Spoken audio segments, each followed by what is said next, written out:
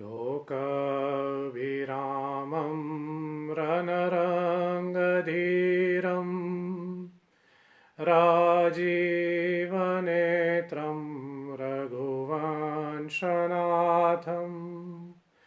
कारुण्यरूपं करुणाकरं त्वं श्रीरामचन्द्रं शरणं प्रपद्ये। मनोजवं मारुततुल्यवेगं जितेन्द्रियं बुद्धिमतां वरिष्ठं वातात्मजं वानरयूथमुख्यं श्रीरामदूतं शरणं प्रपद्ये। श्री श्री सीतारामचंद्राय नमः। श्री गुरुभ्यो नमः।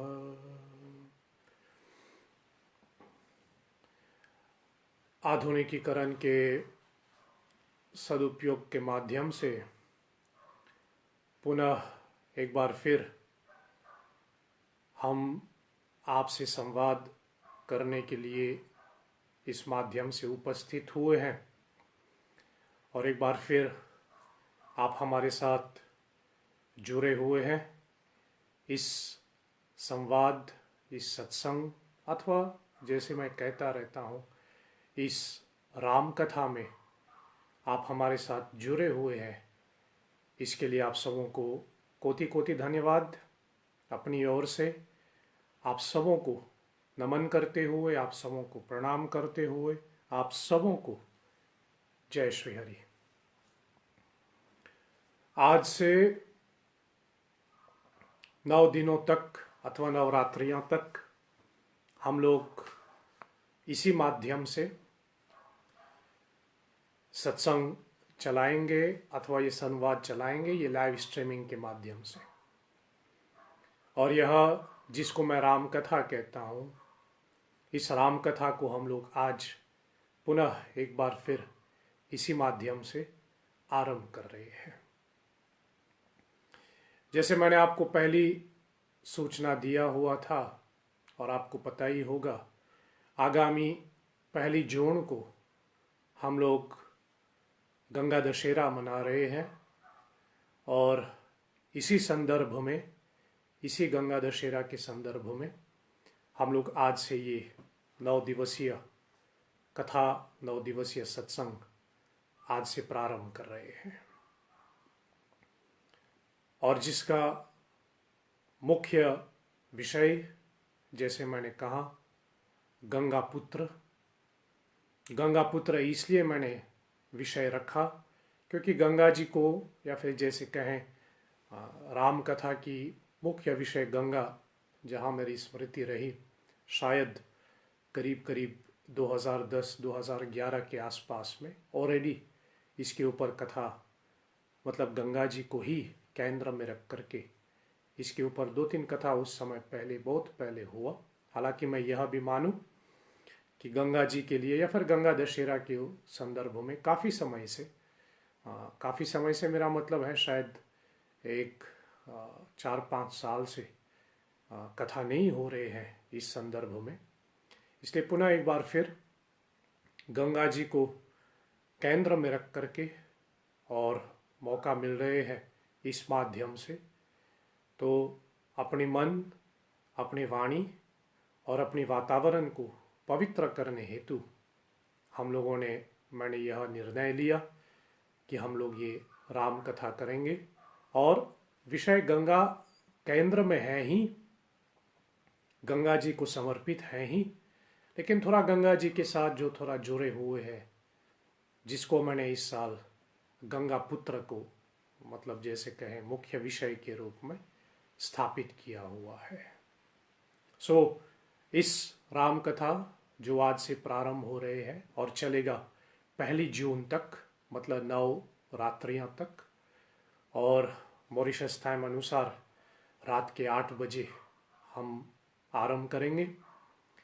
गंगा अथवा गंगा पुत्र को केंद्र में रख करके परम पूज्यपाद गोस्वामी तुलसीदास जी द्वारा रचित श्री रामचरितमानस अथवा अन्य ग्रंथों को भी आधार बना करके थोड़ा गंगा और गंगा पुत्र को थोड़ा समझने का हम चर्चा करेंगे, थोड़ा समझने का प्रयास करें। इस विषय में थोड़ा तात्विक सात्विक चर्चा हम लोग यथाशक्ति मेरे समझ में जो भी आता है, गुरु कृपा से जो पाया मैंने, आपके साथ बांटने का मैं पूरा प्रयास करूंगा। और मैं यही निवेदन करूं, यही प्रार्थना करूं कि आप लोग रोज़ रात के 8 बजे इन 9 दिनों तक मेरे साथ जुड़ जाइए और इस संवाद रूपी कथा अथवा कथा रूपी संवाद जो भी आपकी मन को भाता है, इसका आप पूरा पूरा लाभ उठाइए। और सुनने वाले पूरे नियम से, पूरे शिष्टाचार से, पूरे मन लगा करके सुनते हैं तो सुनाने वाले को एक प्रेरणा मिलती है कि वो थोड़ा सुनाए। तो इसलिए आपको अपना प्रेरणा बना करके मेरी श्रोताओं को केंद्र में, या फिर जैसे कहें आपके हित के लिए और अथवा मेरे हित के लिए भी मैं ये संवाद आज से प्रारंभ करूंगा। और आपसे यही निवेदन है कि आप जैसे हरदम पूरे नियम के साथ सुनते रहते हैं, जुड़ते रहते हैं, सो आप इससे जुड़े रहिए। एंकरेजमेंट के साथ साथ थोड़ा अच्छा भी लगता है कि हम जो कार्य कर रहे हैं उससे कुछ लोगों को फ़ायदा हो और उससे कुछ लोगों का लाभ प्राप्त होगा।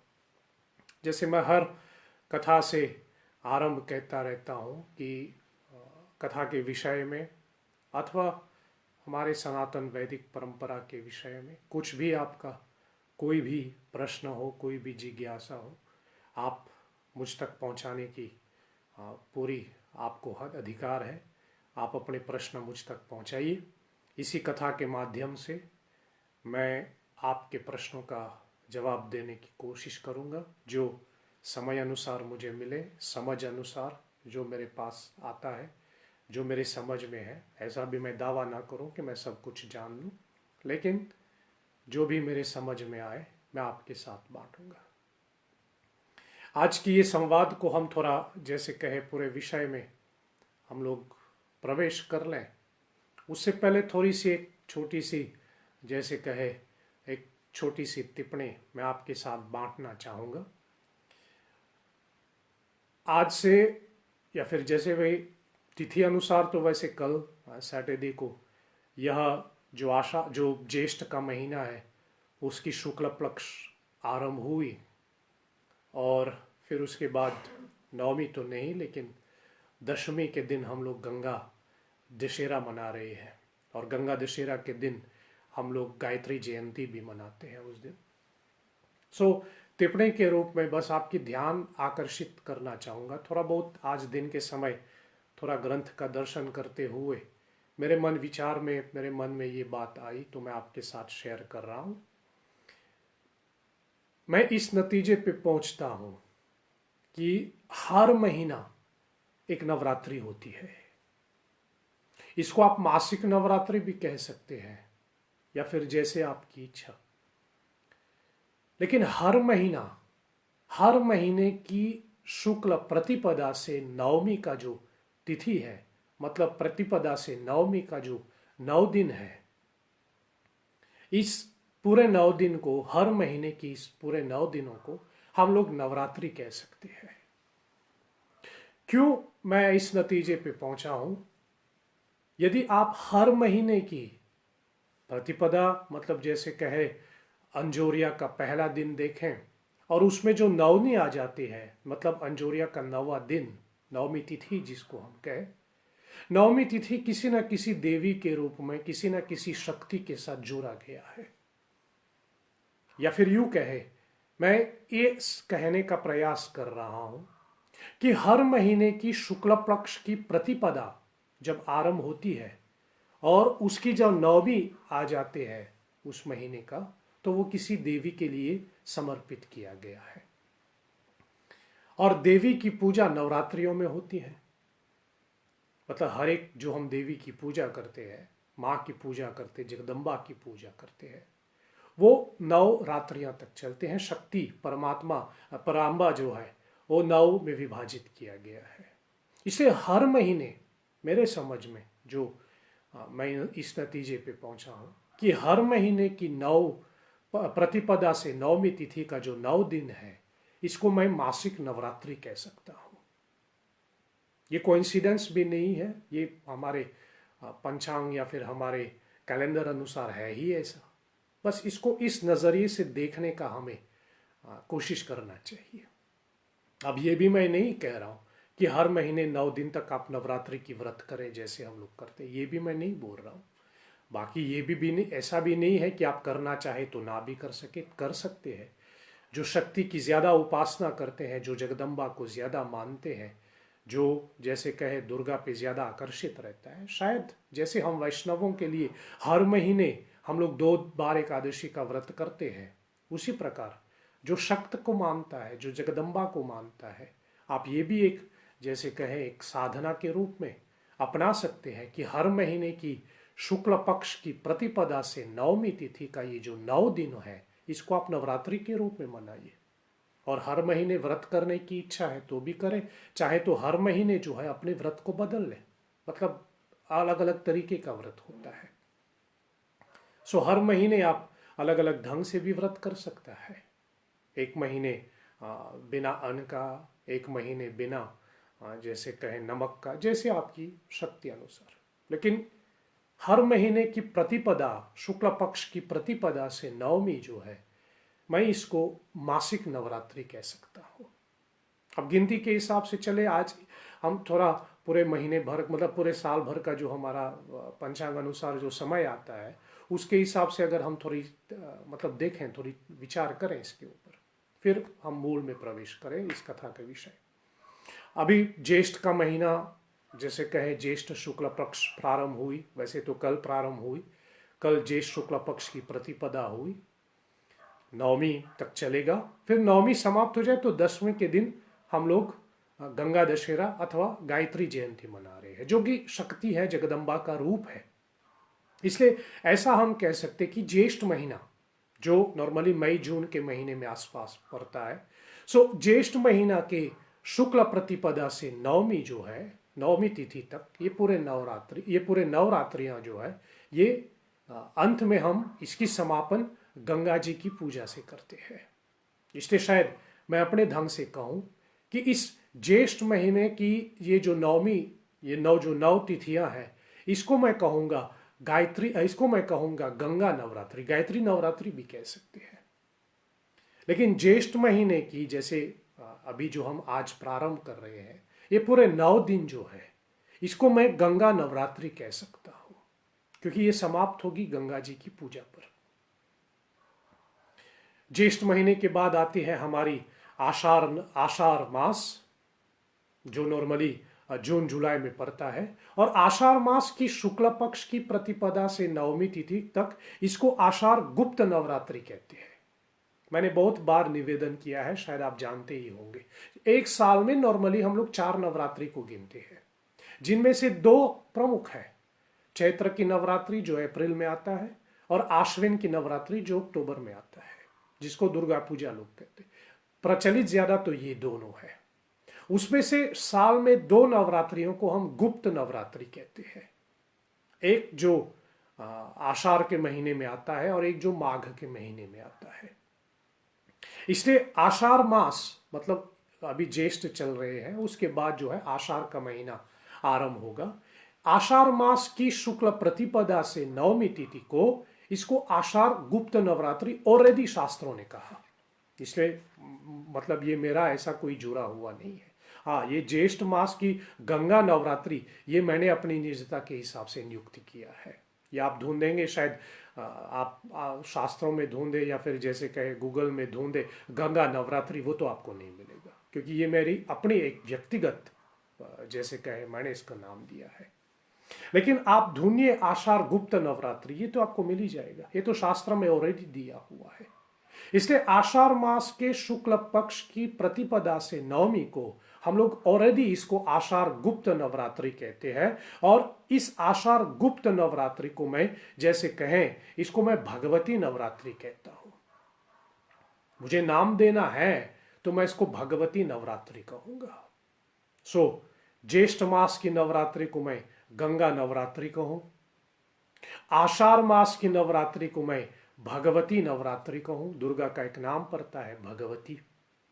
आषाढ़ मास के बाद आता है श्रावण का महीना, और श्रावण का महीना पूरे एक महीना जो है गौरी शंकर को समर्पित किया गया है, माँ भवानी और शिव जी को समर्पित किया गया, आप जानते ही है। और श्रावण मास को हम रामचरितमानस मास भी कहते हैं, और पूरे श्रावण मास शिव जी के लिए समर्पित है। और ये जो श्रावण मास की जो शुक्ल पक्ष की प्रतिपदा जो आरंभ होती है, और श्रावण मास की प्रतिपदा जब शुरू होते हैं, जब उसकी नवमी आ जाते हैं, श्रावण मास के शुक्ल पक्ष की नवमी तिथि को हम लोग दुर्गा व्रत निभाते हैं। उस दिन पंचांग अनुसार एक व्रत आते हैं जिसको दुर्गा व्रत कहते हैं, नाम ही है दुर्गा व्रत। इसलिए ऑलरेडी फिर बराबर आप देखेंगे श्रावण मास के प्रतिपदा, शुक्ल पक्ष की प्रतिपदा जो है, जब वो आरंभ होती है तो वो समाप्त होती है दुर्गा व्रत पर, जो कि श्रावण मास के शुक्ल नवमी पे समाप्त होता है। इस हिसाब से श्रावण मास की अंजोरिया या फिर शुक्ल पक्ष की प्रथम दिन से लेकर के नवमी तिथि तक, इसको हम आषाढ़ नवरात्रि कह सकते हैं, और जो कि भगवान शंकर या फिर यूं कहे गौरी शंकर को समर्पित है। इसलिए फिर आषाढ़ की इस नवरात्रि को व्यक्तिगत तौर पे मैं कहूंगा गौरी नवरात्रि। सो श्रावण में आता है गौरी नवरात्रि। श्रावण मास के बाद आता है भाद्रपद मास। भाद्रपद मास जो कि नॉर्मली अगस्त सितंबर में आता है, और भाद्रपद मास के शुक्ल प्रतिपदा आरंभ होती है और वो समाप्त हो जाती है।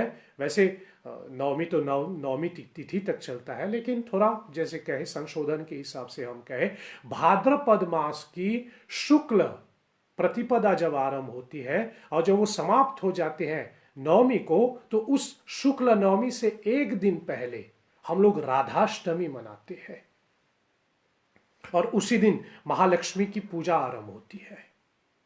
महालक्ष्मी की पूजा आरंभ हो जाती है, और जो 16 दिन तक चलते हैं भाद्रपद मास का। तो अष्टमी को राधाष्टमी मनाया जाता है। तो अष्टमी और दुर्गा तो वैसे अष्टमी में भी आते हैं, हम लोग दुर्गा अष्टमी बोलते ही है। इसलिए भाद्रपद मास की शुक्ल पक्ष की प्रतिपदा जो आरंभ होती है वो समाप्त हो जाती है, या फिर जैसे कहे वो पूरा हो जाते हैं राधाष्टमी के दिन। इसलिए फिर मैं अपने निजता में भाद्रपद मास की इन 9 दिनों का, या फिर नवरात्रियों को, या फिर इन 9 प्रतिपदा से नवमी तिथि का भाद्रपद मास का, मैं इसको कहूंगा ये राधा नवरात्रि है। ये राधा नवरात्रि है। भाद्रपद मास समाप्त हो जाए तो हमारा शुरू होता है आश्विन मास, और आश्विन मास की शुक्ल प्रतिपदा से नवमी, ये तो नवरात्रि है ही, जिसको हम लोग दुर्गा पूजा ज्यादा कहते हैं, जिसमें जगदम्बा की पूजा होती है। आश्विन मास जो कि नॉर्मली सितंबर अक्टूबर तक आता है। दुर्गा पूजा बहुत प्रचलित है, इस पे ज्यादा बोलने की जरूरत भी नहीं है। तो आश्विन मास की शुक्ल प्रतिपदा से लेकर के नवमी तिथि, इसको आश्विन नवरात्रि ही कहते हैं। और इस पे अंत जो है, या फिर जैसे कहें नवमी तिथि के दिन हम लोग चंडी की पूजा करते हैं, महाकाली की विशेष पूजा होती है। इसलिए फिर आश्विन मास की नवरात्रि को थोड़ा शब्दों में बैठाने के लिए मैं कहूं, इसको मैं काली नवरात्रि कह सकता हूं। आश्विन मास समाप्त हो जाए तो हमारा कार्तिक का महीना आरंभ होता है, और कार्तिक मास की जो नॉर्मली अक्टूबर नवंबर में आता है, कार्तिक मास के शुक्ल पक्ष की प्रतिपदा जो आरंभ होती है वो समाप्त होती है अक्षय नवमी के दिन। वो भी किसी देवी के साथ जुड़ा हुआ है, वो अक्षय नवमी के दिन समाप्त होती है। और भाद्रपद मास, अभी मैं आपको जो राधा के बारे में कहा, राधाष्टमी तो वैसे अष्टमी को पड़ता है, लेकिन भाद्रपद मास की नवमी तिथि को भी आता है एक, जिसको हम कहते हैं नंद नवमी। नंद नवमी, नंद जो है ये पार्वती माता का एक रूप है। नंद देवी जो है, ये नंद मतलब पुरुष नहीं, देवी के रूप में नंद देवी, नंद शब्द निकला है आनंद से। नंद देवी जो है ये पार्वती की एक रूप है, जो भाद्रपद मास की नवमी तिथि को मनाया जाता है। उसकी पूजा या फिर उसका व्रत जो है आप ढूंढ सकते हैं तो आपको मिलेगा, नंद व्रत जैसे हम लोग कहें, ये भाद्रपद मास की नवमी को आता है। तो भाद्रपद मास की नवमी को भी जैसे कहे किसी देवी के साथ जोड़ा गया है, तो इसलिए इसको आप राधा नवरात्रि, लक्ष्मी नवरात्रि भी कह सकते हैं। फिर आश्विन मास मैंने आपको बताया तो दुर्गा पूजा है। फिर कार्तिक का महीना, कार्तिक मास के शुक्ल प्रतिपदा जो आरंभ होती है वो नवमी तिथि पे समाप्त होता है, और नवमी तिथि को हम अक्षय नवमी मनाते हैं। अक्षय नवमी के दिन हम लोग आंवला की पूजा करते हैं, और उसी दिन अक्षय नवमी के दिन तुलसी विवाह के निमित्त हम भगवती तुलसी माता की हल्दी विधि करते हैं। तो ये अक्षय नवमी थोड़ा तुलसी माँ के साथ भी जोड़ा गया है, थोड़ा आंवला के साथ भी जोड़ा गया है, थोड़ा लक्ष्मी माता के साथ भी जोड़ा गया है। इसलिए इस नाते अनुसार हम ऐसा कह सकते हैं कि ये कार्तिक मास की जो शुक्ल पक्ष का जो पहला 9 दिन है, कार्तिक मास की जो शुक्ल प्रतिपदा से नवमी तिथि का जो है, इसको मैं कहूँगा तुलसी नवरात्रि। तुलसी यानी विष्णु प्रिय, गोस्वामी तुलसीदास जी ने तुलसी प्रिय मतलब भगवान विष्णु का प्रिय तुलसी। इसलिए कार्तिक मास की शुक्ल पक्ष की प्रतिपदा से लेकर के नवमी तक इसको मैं कहूंगा तुलसी नवरात्रि। कार्तिक मास समाप्त हो जाए तो हमारा शुरू होता है मार्गशीर्ष मास। मार्गशीर्ष मास जो कि नवंबर दिसंबर में आता है, उसकी नवमी तिथि, शुक्ल पक्ष की नवमी तिथि को नंदिनी नवमी कहते हैं। नंदिनी नवमी, नंदिनी वैसे दुर्गा का एक रूप है, और उस नंदिनी नवमी को दुर्गा जी के ये वैसे 3 दिन की पूजा माने जाते हैं। ज़्यादा प्रचलित नहीं है यहाँ, लेकिन पंचांग में देखेंगे या फिर व्रत परिचय में देखेंगे तो आपको ये व्रत मिलेगा। ये मार्गशीर्ष नवमी को करता है नंदिनी नवमी, जो दुर्गा का एक रूप है, जो दुर्गा का एक रूप माना जाता है। और ना भी हो तो शायद हम ऐसा भी कहें, मार्गशीर्ष मास की एकादशी तिथि को हम लोग गीता जयंती मनाते हैं, और गीता देवी का रूप भी माने जाते हैं, देवी का रूप भी माने जाते हैं। इसलिए मार्गशीर्ष मास की शुक्ल पक्ष की प्रतिपदा जो आरंभ होती है वो नंदिनी नवमी पे समाप्त होता है। इसलिए उन 9 दिनों को भी हम नवरात्रि कह सकते हैं।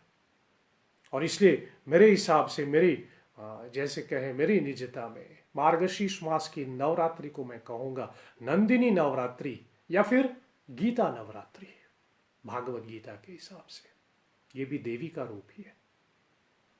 मार्गशीर्ष मास समाप्त हो जाए तो हमारा पौष का महीना आरंभ होता है।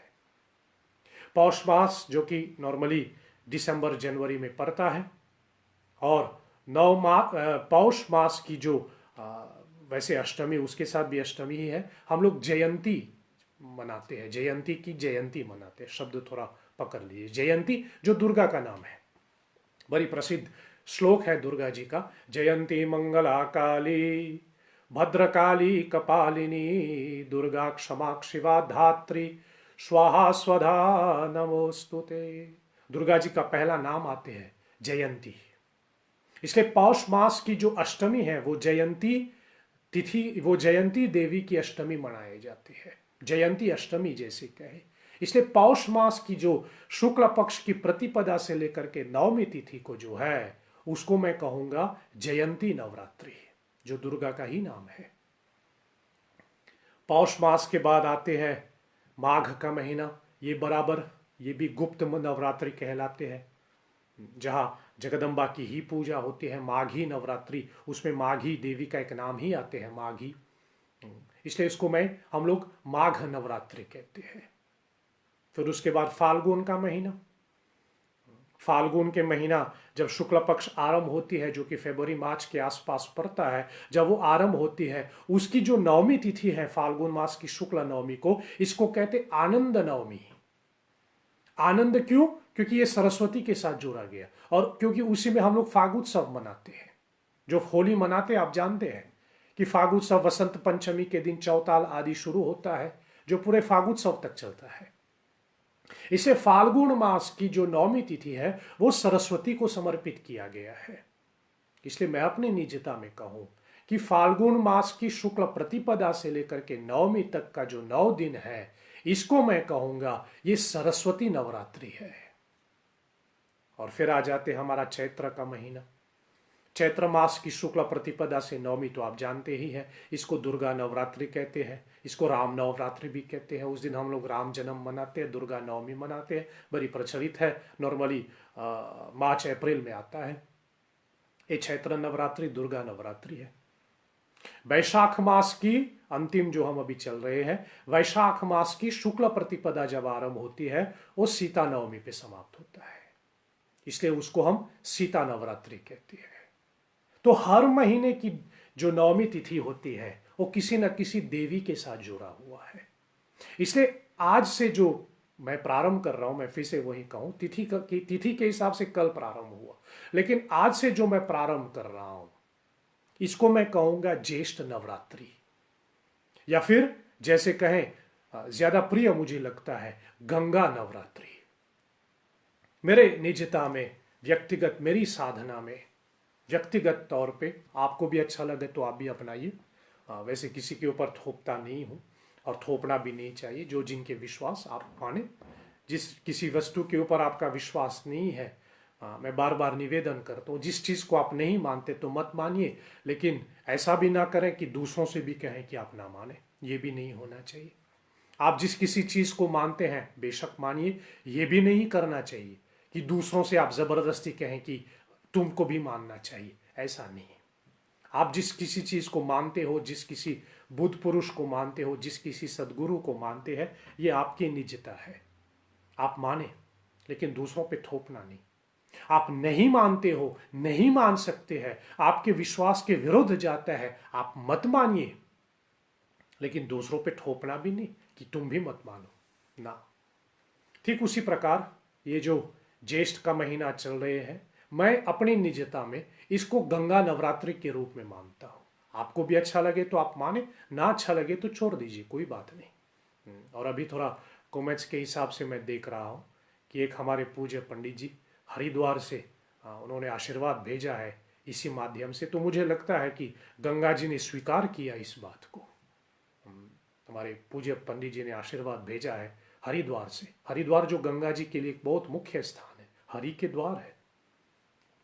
इसलिए मैं ऐसा मानूं कि मेरे इस निवेदन को गंगा जी ने स्वीकार किया, और जिसको मैं गंगा नवरात्रि कहता हूं, जो आज से मैं प्रारंभ कर रहा हूं, जो गंगा दशहरा तक चलेगा, ये पूरे 9 दिनों तक, इसको हम गंगा नवरात्रि कहते हैं।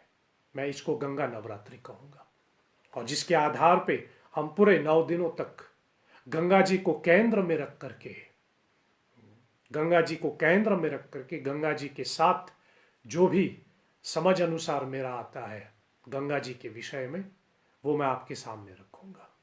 और आपका भी मैं फिर से वही दोहराऊं, गंगा जी को लेकर के आपका जो भी, केवल गंगा जी ने, अभी तो हमारे धर्म के विषय में आपका कोई भी प्रश्न हो, आप मुझ तक पहुंचाइए। मैं इन 9 दिनों तक इस संवाद के रूप में इनका उत्तर देने की पूरी कोशिश करूंगा। और यहाँ बैठे, आप जहीं पर भी बैठे हैं, जहाँ पर भी आप बैठे हैं, वैसे गंगा जी तो काफ़ी जगहों से बहती है, लेकिन मैंने बहुत बार निवेदन किया हुआ है मेरी व्यासपीठ की ओर से, 3 ऐसी प्रमुख जगह जी हम गंगा जी को बहुत विशेष मानते हैं। एक हमारे काशी के जो गंगा बहती है, जो काशी की गंगा जिसको हम कहें, जैसे गंगा तो गंगा है, लेकिन काशी की गंगा, बनारस की हमारी गंगा, फिर हरिद्वार की हमारी गंगा, जो हरिद्वार में गंगा बहती है, मतलब जहाँ से गंगा जी बहती है हरिद्वार में, फिर काशी में जो गंगा बहती है, और फिर उसके बाद जहाँ गंगा सागर में गंगा मिल जाते हैं, जो बंगाल के आसपास में पड़ता है, वहाँ की गंगा।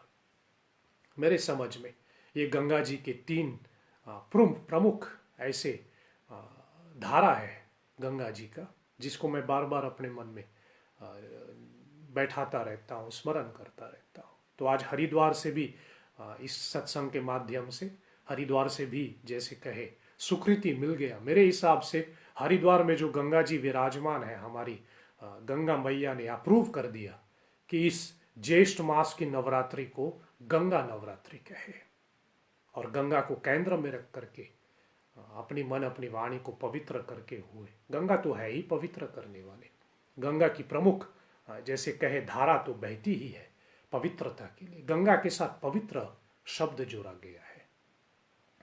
और मैंने बहुत बार निवेदन किया हुआ है, हमारी धरती से, जहां हम विराजमान हैं, हमारे इस धरती के ऊपर, स्वर्ग कह ले ताकि आपके समझ में आ जाए।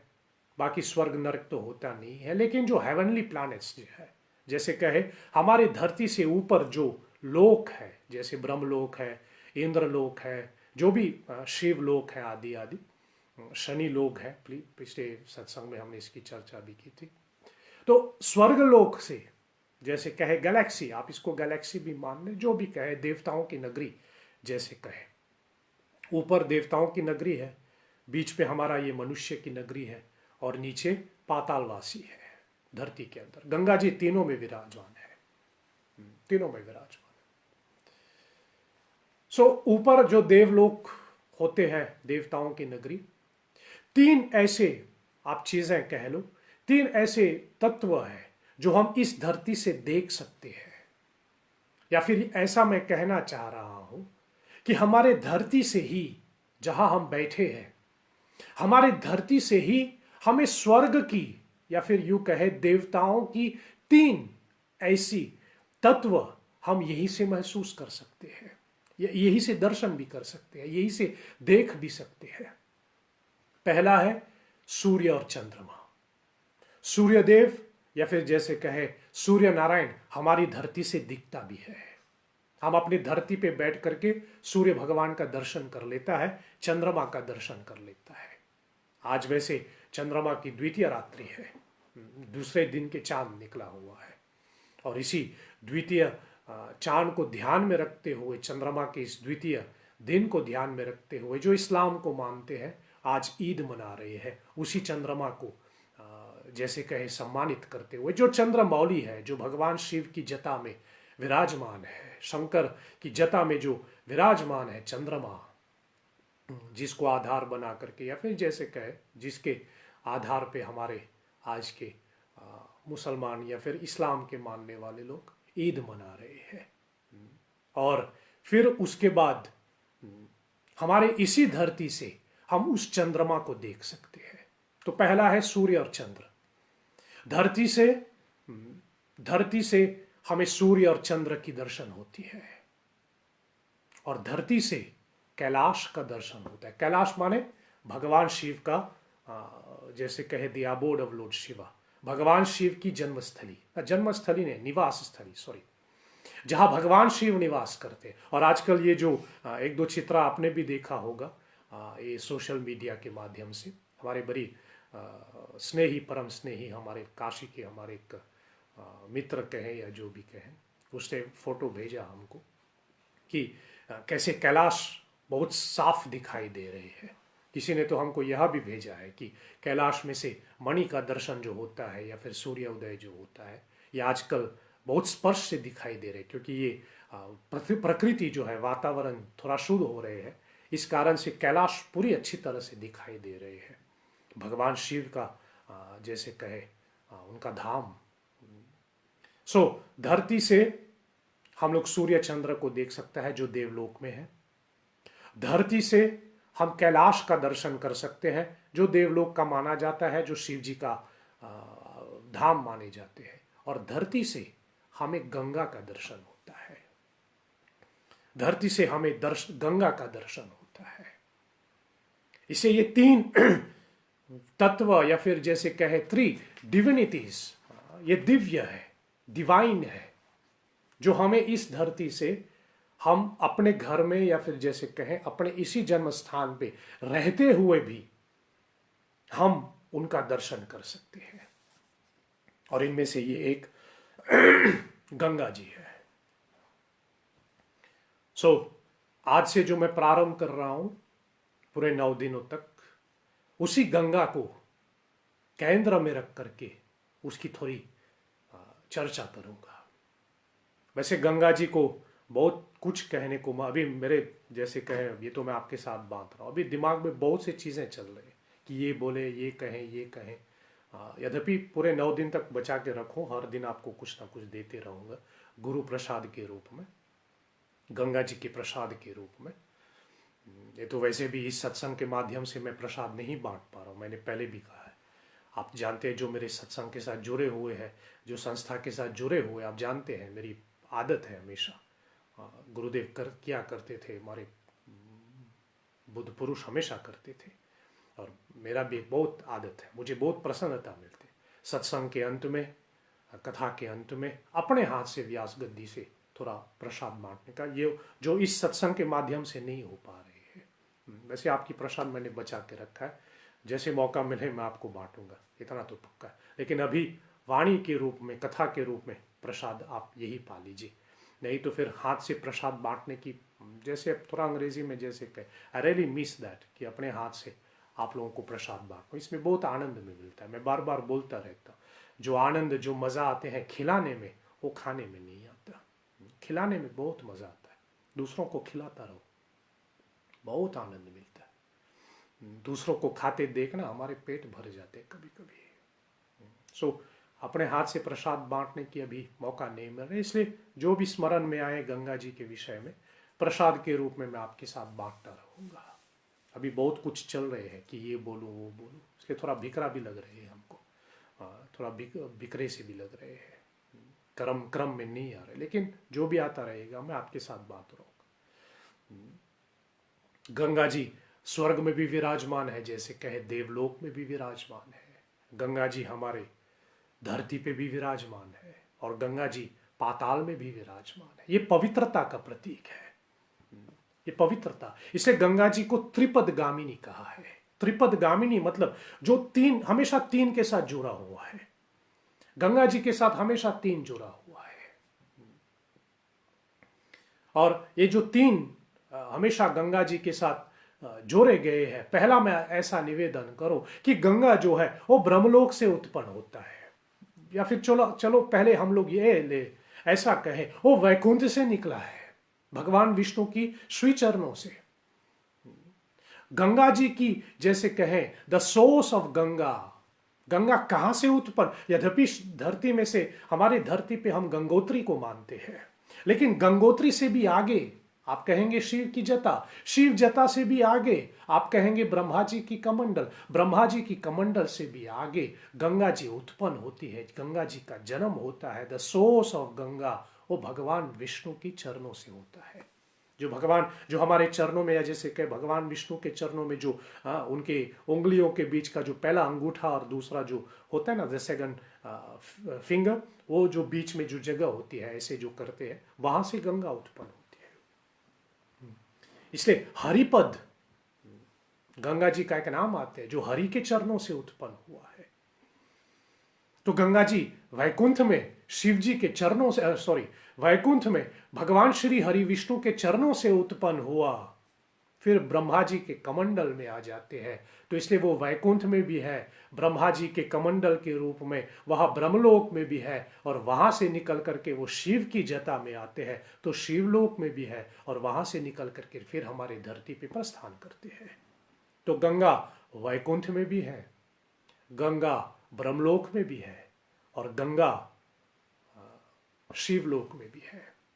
इसलिए गंगा जी को हम ब्रह्म स्वरूप भी मानते हैं, गंगा जी को हम विष्णु स्वरूप भी मानते हैं, गंगा जी को हम हरि भी मानते हैं, और गंगा जी को हम शिव स्वरूप भी मानते हैं। गंगा जी का एक और नाम आते, बड़ी प्रिय लगता है मुझे ये नाम, जटाशंकरी।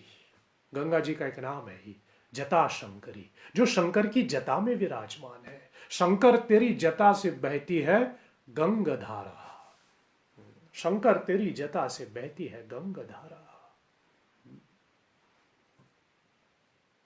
इसलिए गंगा जी जो है वो ब्रह्मलोक का ब्रह्मा भी है, वैकुंठ लोक का हरि है, और कैलाश का महादेव भी है। इसलिए त्रिपद गामिनी, गंगा जी को त्रिपद गामिनी कहे।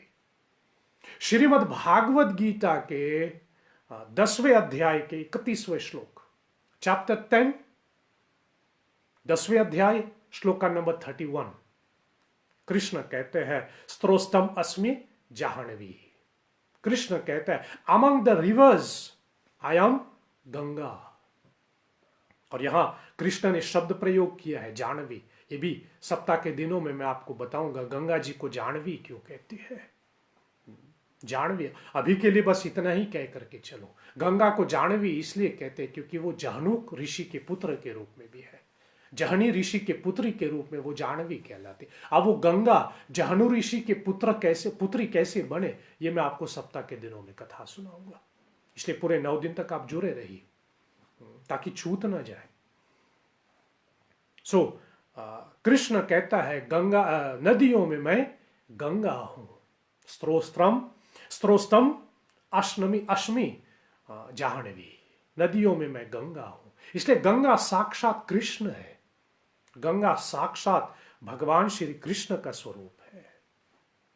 और दीपक गामिनी की मैं बात करूं, there are 3 phases of Ganga, उनके 3 चरण माने जाते। चरण मतलब चरण वो पैरों वाला चरण नहीं, चरण माने फेजेस।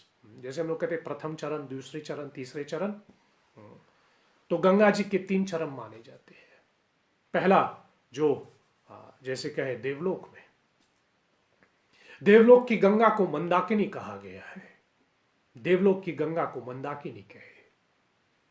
फिर हमारे धरती पे आते हैं तो वो गंगा कहलाती है, ये उसकी दूसरी चरण है। पहली चरण है देवलोक का, फिर उसके बाद दूसरा चरण ये धरती, जैसे कहे गंगा। और आप जानते ही है गंगा धरती के लिए नहीं, पाताल ले जाने के लिए उत्पन्न करवाई थी। आप भागीरथ की कथा आप जानते ही है, लेकिन फिर भी सप्ताह के दिनों में थोड़ा सा इसकी भी चर्चा करूंगा। पाताल तक चले जाते हैं और पाताल में गंगा जी को प्रभावती कहते हैं। तो एक मंदाकिनी, दूसरा गंगा और तीसरा प्रभावती, ये गंगा का 3 चरण है। और अभी जो मैं बोल रहा हूं इसको कहे बिना हम आगे नहीं बढ़ पाएगा, इसलिए पहले मैं इसको ये भी स्पर्श कर दूं।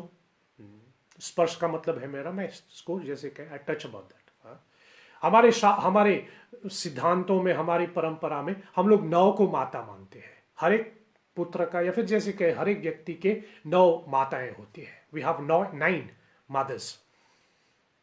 एक जगदम्बा, दुर्गा, जैसे कहे दुर्गा हो, लक्ष्मी हो, राधा हो, सीता हो, जो भी जगदम्बा का रूप, भगवान की शक्ति, पराशक्ति, ये हमारी माँ है। पहली माँ हमारी भगवती, या फिर जैसे कहे पराशक्ति। दूसरा हमारी माँ है हमारी जननी, जो हमको जन्म देती है, हमारी जननी हमारी माँ। एक पराशक्ति, दूसरी जननी, तीसरा हमारी जन्मभूमि हमारी माँ है, जहां हमने जन्म लिया, वो धरती, आवर मदरलैंड, जैसे हम लोग कहे। So first is mother of the universe, the divine mother. Second, the one who gave us birth. Third, our motherland, ये हमारी माँ है। चौथा, हमारी गुरु हमारी माँ है, द स्पिरिचुअल मास्टर, वो हमारी माँ माने जाते हैं। गुरु को माँ भी कहते हैं, पिता भी कहते हैं, भगवान भी कहते हैं। इसलिए गुरु हमारी माँ है, चौथा। पांचवा मैं कहूं धरती हमारी माँ है, धरती माँ जिसको हम कहे, द मदर अर्थ। फिर उसके बाद छठा मैं कहूं गाय हमारी माता है। हो ना हो सबने गाय का दूध सेवन किया हुआ है, इसलिए गाय हमारी माता है, काव। फिर सातवां, शास्त्र हमारी माँ है, द स्क्रिप्चर्स, तात मात सब विधि तुलसी के, शास्त्र हमारी माँ माने जाते हैं। आठवां, जो हम अन्न ग्रहण करते हैं, अनाज, अन्नपूर्णा जैसे हम कहे, अन्नपूर्णा हमारी माँ है। और आठवां अन्नपूर्णा है। और नौवां वैसे तो प्रकृति कहा गया है, वनस्पति हमारी माँ है, प्रकृति जिसमें पेड़ पौधे आ जाते हैं, जैसे हम तुलसी को माँ कहते हैं, आंवला को माँ कहते हैं, जो भी नदियों को माँ कहते हैं, ये प्रकृति है। लेकिन विशेष रूप में मैं कहूँ प्रकृति में भी स्पेशली जैसे कहे, एग्जैक्टली मैं कहूँ हमारी 9वीं माँ है गंगा। गंगा, गंगा हमारी माँ है। और बच्चों को माँ की जरूरत तो हर कदम पे लगता है, वो तो है ही। लेकिन शायद समय अनुसार जैसे हम लोग आगे बढ़े, जब तक हम बच्चे हैं, बालक हैं, तो शायद हमारी जननी की हमको आवश्यकता कम पड़ जाती है। उस समय शास्त्र रूपी माँ की उतनी आवश्यकता नहीं होती। फिर जैसे हम थोड़ी बड़े आ जाते हैं, थोड़ी आगे बढ़ता है, थोड़ा ज्ञान आना शुरू हो जाते हैं, तब वहां शायद शास्त्र रूपी माँ की ज्यादा जरूरत महसूस होती है, अपनी जन्म देने वाली माँ की जरूरत उतना महसूस नहीं होती। इससे जैसे जैसे हम बढ़े, इन 9 माताओं को जो हम मानते हैं उनकी जरूरत हमको थोड़ा कम लगता है। लेकिन जीवन की हर एक कदम पर, जीवन की हर एक पड़ाव पे हमें इन 9 माताओं की जरूरत होती है। लेकिन कुछ कुछ ऐसी घटना है, कुछ कुछ ऐसे हमारे जीवन का एक पड़ाव आ जाते हैं जहां पर हम इन 9 माताओं को हमें सबसे ज्यादा आवश्यकता होती है।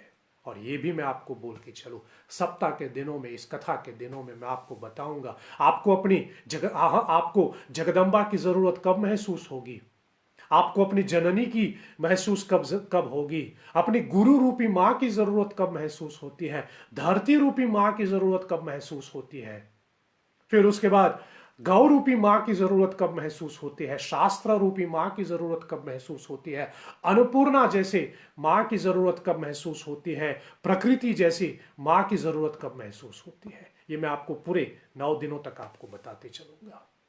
इसे गंगा की जरूरत, गंगा मां के रूप में उसकी आवश्यकता कब होती है, ये भी चर्चा मैं करूंगा। इसलिए आप इस कथा को पूरे 9 दिन तक सुनने की कृपा करें। कृपा करें मतलब अपने ऊपर कृपा करें, मेरे ऊपर भी कृपा करें सुनने के लिए। तो गंगा की जरूरत कब महसूस होती है, गंगा रूपी हमारी मां की आवश्यकता हमको कहां होती है, ये मैं आपको कथा के अंतर्गत बताऊंगा। और आप जानते ही है, जो भी कथा मैं गाऊं इसको मैं राम कथा ही कहता हूं, क्योंकि मेरे समझ में जो भी कथा गाए जाते हैं वो राम कथा ही है, इसलिए इसको राम कथा बोलता हूं। और जैसे मेरी एक आदत है, या फिर जैसे कहे एक नियम अनुसार भी बन गया, हर राम कथा को हम तुलसीदास जी के रामचरितमानस के आधार पे रखते हैं। हमारी आधार है तुलसी की रामचरितमानस। इसलिए ये जो 9 दिनों की गंगा के ऊपर, गंगा जी को केंद्र में रख करके, गंगा मैया को केंद्र में रख करके जो हम कथा गाएंगे, बराबर तुलसीदास जी के रामचरितमानस को आधार बना करके ही हम इसको गाएंगे। और जो बहुत से लोग संस्था के साथ जुड़े हुए हैं, और मैं जानता भी हूँ बहुत से हमारे श्रोता जो है शायद इंतजार में भी बैठे हैं कि मैं फिर कब कहूँ कि इस कथा का मुख्य चौपाई कौन सा है। इसलिए फिर मैं आपको बता दूं, इस 9 दिनों की राम कथा के लिए जो मुख्य चौपाई मैंने चुनाव किया है वह रामचरितमानस की अयोध्या कांड की दोहा नंबर 87 पर है। रामचरितमानस की अयोध्या कांड की दोहा 87 के कुछ चौपाइयों को आधार बना करके, ध्यान करके, आधार बना करके थोड़ा ये गंगा जी की चरित्र या गंगा जी की ये कथा, गंगा पुत्र की ये कथा मैं आपके सामने रखूंगा। अयोध्या कांड की दोहा 87 की जो चर्चा मैं कर रहा हूं उसकी भूमिका थोड़ा बहुत संक्षेप में मैं आपसे कहूं। राम, सीता जी, लक्ष्मण जी, आर्य सुमंत्र जो कि अयोध्या के प्राइम मिनिस्टर था, जब रामचंद्र जी वन के लिए जाते हैं, आप जानते ही होंगे, महाराज दशरथ ने कहा था कि उनको रथ में लेके जाओ, और सुमंत्र से कहा कि रथ में थोड़ा घुमा करके 1-2-4 दिन के बाद इनको वापस अयोध्या ले आए। इस नाते से सुमंत्र जो है वो राम को लेकर के वन चले जाते हैं रथ में बैठा करके। तो भगवान राम, सीता जी, लक्ष्मण जी सुमंत्र के साथ रथ पे बैठ करके अपनी वनवास आरंभ करते हैं। और जब रामचंद्र जी अयोध्या छोड़ करके आगे निकलता है तब तुलसीदास जी कहते हैं कि रामचंद्र जी जो है वो श्रृंगवेरपुर आते हैं। रामचंद्र जी श्रृंगवेरपुर पहुंच जाते हैं और वहीं पर यह प्रसंग मिलता है। आप देखेंगे रामचरितमानस की दोहा 87 पे वहां श्रृंगवेरपुर शब्द भी मिलेगा आपको। तो रामचंद्र जी श्रृंगवेरपुर पहुंचते हैं और वहां पर जब श्रृंगवेरपुर पहुंचते हैं तब तुलसीदास जी लिखते हैं, उतरे राम देव सरी देखी केन्ह दंडवत हर्ष विशेषी। रामचंद्र जी जब श्रृंगवेरपुर पहुंचते हैं तो गंगा जी का दर्शन करते हैं। उतरे राम देव सरी देखी केन्ह दंडवत हर्ष विशेषी। रामचंद्र जी गंगा जी को देख करके उसको प्रणाम करते हैं, गंगा जी को देख करके दंडवत करते हैं। और लखन सचिव सिया केन्ह प्रणामा सब ही सहित सुख पायहु राम। लक्ष्मण जी ने भी प्रणाम किया, सीता जी ने भी प्रणाम किया, और सुमंत्र ने भी प्रणाम किया। फिर तुलसीदास जी गंगा की जैसे कहे एक चौपाई में गंगा का रहस्य बताते। गंगा सकल बोध मंगल मूला सब सुख करनी हरहि शूला। गंगा जी का चरित्र तुलसीदास जी एक चौपाई में बताते हैं। फिर गोस्वामी जी कहते हैं, कही कही कोथी कथा प्रसंग राम विलो कही गंग तरंगा। तब रामचंद्र जी गंगा की अनेक कथा सुनाते हैं। जैसे मैं अपने हिसाब से कहूं, तब गंगा जी को केंद्र में रख करके भगवान राम कथा सुना रहे हैं। इसे जो संवाद मैं आपके सामने रख रहा हूं, इसको हम ऐसा कह सकते हैं, जो कथा मैं आपको सुना रहा हूं, इसको हम ऐसा कह सकते हैं कि इस कथा का मुख्य वक्ता भगवान राम है। ये एक संवाद के रूप में चल रहे हैं, जहां पर रामचंद्र जी वक्ता है, रामचंद्र जी कथा सुना रहे हैं, और श्रोता के रूप में सीता जी, लक्ष्मण जी और सुमंत्र बैठे हैं। सो रामचंद्र जी जो कथा उस समय सुनाते हैं, गंगा जी को केंद्र में रख करके, थोड़ा अपनी समझ में मैं आपके सामने रखूंगा। इन चौपाइयों का पाठ कल से हम प्रारंभ करेंगे, आज शायद आपके पास नहीं होगा अभी, इसलिए आप थोड़ा अपने रामचरितमानस में ढूंढिएगा, नहीं तो फिर हम शायद निवेदन करेंगे श्री हरि सेवा संस्था के द्वारा आपको ये चौपाई भी दिया जा सकता है। नहीं तो आप अपने रामचरितमानस में देखिए, दोहा नंबर 87 पर, 87 अयोध्या कांड की, यहाँ पर तुलसीदास जी ने जो लिखा, इस चौपाई को हम कल से पूरे विस्तार पूर्वक चर्चा करते रहेंगे, और इसकी पाठ करते हुए इसी के आधार पे मैं आपको गंगा का चरित्र सुनाऊंगा। आज की ये प्रसंग को मैं विराम दूं। वैसे आज महात्म्यम है, महात्म्यम का मतलब होता है पहले दिन हम लोग सिर्फ जैसे कहे एक इंट्रोडक्शन के रूप में कथा को सामने रखते हैं, इसलिए आज ज़्यादा लंबा नहीं करूंगा। इसलिए आज इसको थोड़ा मैं विराम की ओर देख करके फिर आपसे जो मुख्य विषय शब्द में जो आया है थोड़ा आपकी सामने रखूं। गंगा जी की चर्चा रामायण में भी है, वे तो रामचरितमानस मैंने आपके सामने रखा, और गंगा जी की चर्चा महाभारत में भी है। यद्यपि रामायण में जैसे कहे राम कथा में यहां तो केवल गंगा की ही चर्चा है, लेकिन महाभारत में गंगा पुत्र की भी चर्चा है। इसलिए रामायण में मात्र गंगा की चर्चा है, और महाभारत में गंगा और गंगा पुत्र के विषय में है। और मेरे आदत से तो शायद आप जैसे कहे you have started getting use to my habit, मेरी आदत से आप वाकिफ हो गए होंगे। मैं प्रश्न बहुत पूछता रहता हूँ, बस इतना है कि अभी जवाब तुरंत नहीं दे सकते, ये तो आपको कल देना, मतलब आप लिख के भेजते हैं, नहीं तो सत्संग में तो आप आमने सामने ही जवाब देते हैं। इसलिए शायद इस कथा का पहला प्रश्न मैं आपके सामने रखूं, मुझे लिख के भेजे, नहीं तो यहीं पर कमेंट्स के हिसाब से आप भेजिए, जैसे आपकी सुविधा। गंगा जी के कितने पुत्र हैं, गंगा पुत्र कितने में आते हैं? जैसे हम लोग कभी कभी कहें ना कि महाराज रावण के 100 पुत्र थे, आदि आदि, राजा दशरथ के 4 पुत्र थे, गंगा के कितने पुत्र हैं? वैसे तो मैं आपको कथा के हिसाब से बताते चलूंगा, लेकिन आप मुझे अपना जवाब भेज दीजिए, आप अपने हिसाब से जो आपकी समझ में आए। कुछ लोग तो बहुत जल्दी गूगल में सर्च भी कर लेता है, बेशक कीजिए, जहाँ सत्य जहाँ से मिले आप पकड़ लीजिए। बस प्रश्न शायद मेरा पहला प्रश्न शायद इस कथा के लिए आपके सामने ये है कि गंगा के कितने पुत्र हैं। ये थोड़ा चर्चा हम लाएंगे गंगा के पुत्र के विषय में।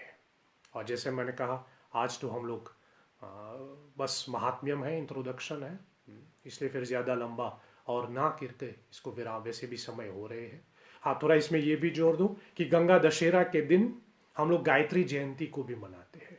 ये गंगा और गायत्री साथ में चलते हैं, इसलिए थोड़ा कथा के दौरान गायत्री माता को भी केंद्र में रख करके इसकी थोड़ी हम चर्चा करें। वैसे हमारे मन में हमारी इच्छा जैसे कहे, हमारा एक विचार था इस साल थोड़ा गायत्री माँ के लिए थोड़ा विशेष पूजा करें, लेकिन शायद गायत्री माँ की ऐसी कोई अनुमति नहीं है। बस अगले साल जिंदा रहे तो ज़रूर करेंगे, लेकिन थोड़ा गायत्री माँ को भी हम केंद्र में रख करके थोड़ी गायत्री माँ की चरित्र के बारे में भी थोड़ा कुछ आपको कहेंगे, और थोड़ा मेल कथा है दोनों। वैसे तीनों शब्द साथ में चलता है।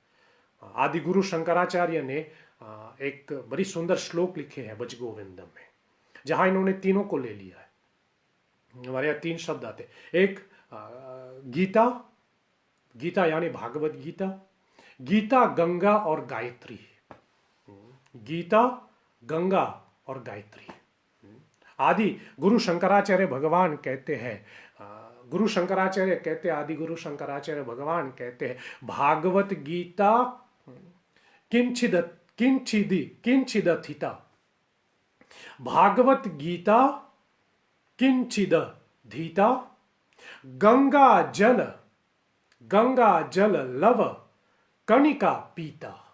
शंकराचार्य की वाणी है, जगत गुरु शंकराचार्य भगवान।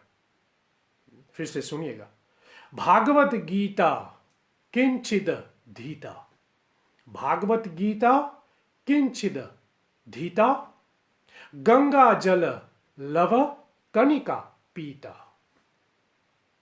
सकृदपि येन मुरारी, सकृदपि येन मुरारी, समचर्चा क्रियते तस्य यमेन चर्चा, समर्चा क्रियते तस्य यमेन चर्चा। कहने का मतलब क्या है? भागवत गीता किंचित धीता, शंकराचार्य कहता है जो कोई व्यक्ति थोड़ा सा भागवत गीता पढ़ ले, किंचित, किंचित मतलब थोड़ा सा, जो कोई व्यक्ति भागवत गीता को थोड़ा सा पढ़ ले, भागवत गीता किंचित धीता, गंगा जल लव कणिका पीता, जो थोड़ा सा गंगा जल पी ले, पीता मतलब पी ले, जो थोड़ा सा गंगा जल पी ले। पहला शंकराचार्य कहता है जो थोड़ा सा भागवत गीता पढ़ ले, दूसरा फिर वो कहता है जो थोड़ा सा गंगा जल पी ले, तीसरा वो कहता है सकृदपि ये न मुरारी समर्चा, जो थोड़ा सा मुरारी, मुरारी माने कृष्ण, श्री कृष्ण गोविंद हरे मुरारी, हे नाथ नारायण वासुदेवा, मुरारी यानी कृष्ण, जो थोड़ी से भी भगवान श्री कृष्ण की पूजा कर ले, शंकराचार्य कहते क्रियते तस्य येन यमेन न चर्चा, उनको यम का दर्शन नहीं होता, मतलब मृत्यु के समय उनको यम कष्ट नहीं देता। जो थोड़ा सा भागवत गीता पढ़ ले, जो थोड़ा सा गंगा जल पी ले और जो थोड़ा सी कृष्ण की पूजा कर ले, अंतिम समय में गंगा उसको कष्ट अंतिम समय में यमराज उनको कष्ट नहीं देता। सोचिए ये गंगा की महिमा कितना होती है।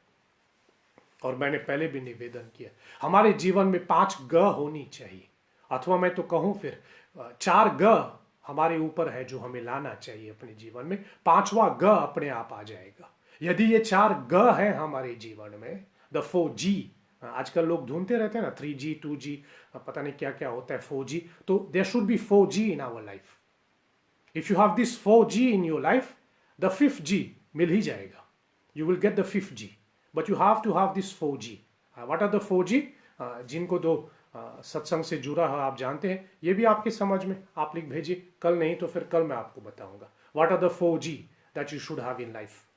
4G ले आओ, 5वां G अपने आप मिल जाएगा। नहीं तो हमारे जीवन में 5G होनी चाहिए, there should be 5G in our life, 5 G होना चाहिए हमारे जीवन में। इन सब की चर्चा गुरु कृपा से कल से मैं विस्तार से आपके सामने रखूंगा, और इस आशा के साथ आज की सत्संग को मैं विराम दूं कि आप पूरे 9 दिनों तक मेरे साथ जुड़े रहेंगे और इस सत्संग का पूरा पूरा लाभ उठाएंगे। चलिए आज की सत्संग को मैं विराम दूं। कल मॉरिशस टाइम अनुसार पुनः रात्रि के 8 बजे हम इस चर्चा को एक बार फिर आरंभ करेंगे। गंगा और गंगा पुत्र को केंद्र में रख करके जो भी मेरे से बन पाए मैं आपके सामने रखूंगा। तब तक आप अपने और अपने परिवार का थोड़ा ख्याल रखें, इसी में हम सबकी भलाई है। कल पुनः रात के 8 बजे मिलते हैं, तब तक आप मुझे आज्ञा दीजिए और अंत में हम सब मिलकर के कहें अच्युतम केशवम राम नारायणम कृष्ण दामोदरम वासुदेवम हरिम श्रीधरम माधवम गोपिका वल्लभम श्री जानकी नायकम श्री रामचंद्रम भजे। जय जय जय हनुमान गोसाई, कृपा करहु गुरुदेव के नाई। सत्यम शिवम सुंदरम, ओम शांति शांति शांति। ओम श्री श्री सीतारामचंद्र अर्पणमस्तु। नमः पार्वती पतये, हर हर हर हर महादेव। आप सबों का बहुत बहुत धन्यवाद। कल रात के 8 बजे पुनः इस चर्चा को आगे बढ़ाऊंगा। धन्यवाद। जय श्री हरि।